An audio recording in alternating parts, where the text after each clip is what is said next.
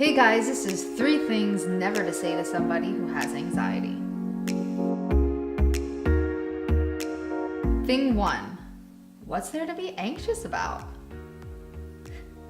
Everything and nothing. That's what there's to be anxious about.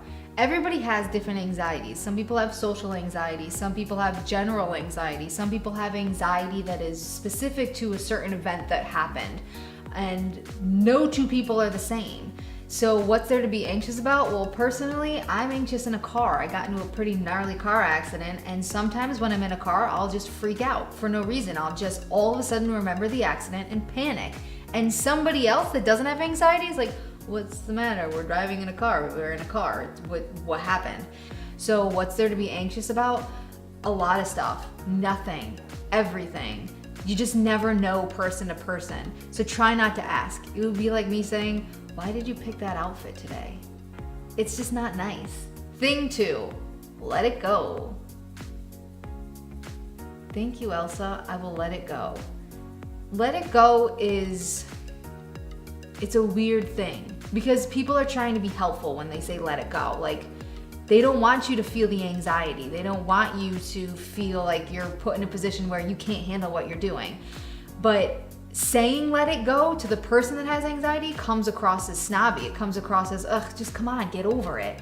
And that's hard for us to rationalize when we're feeling the anxiety. It's hard for us to look at you and go, wow, you're really trying to help me right now. Because all we're feeling is this.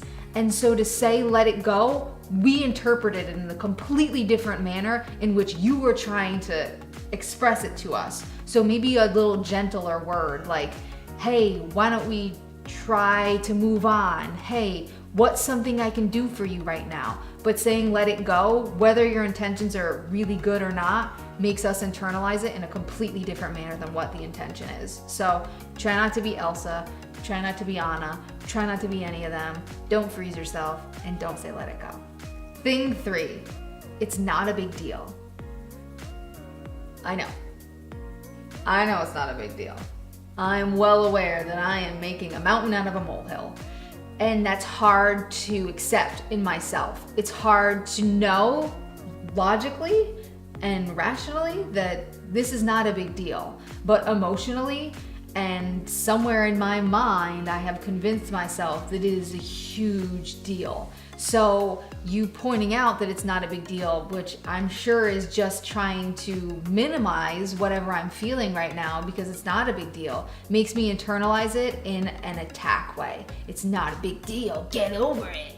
And that's how I'm seeing it. That's not the intention. So that's the problem with the anxiety and having the panic attack or just feeling a little anxious at the time. We feel like we're in defense mode. We feel like a lot of words are attack words, and they're not. So just removing those kinds of what could be construed as a negative connotation from your vocabulary towards us is fantastic.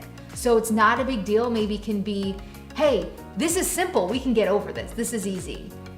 It just makes it feel like, okay, you're on my side, you're not attacking me. All right, guys, that was 3 things never to say to somebody with anxiety. Join us next week when we have 3 more things, 3 more pieces of information, and 3 more pieces of knowledge to drop on you.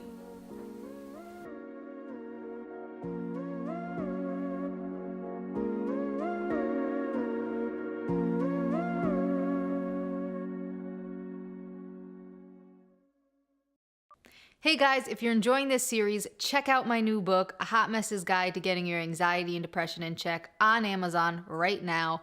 Go check it out. You won't be sorry.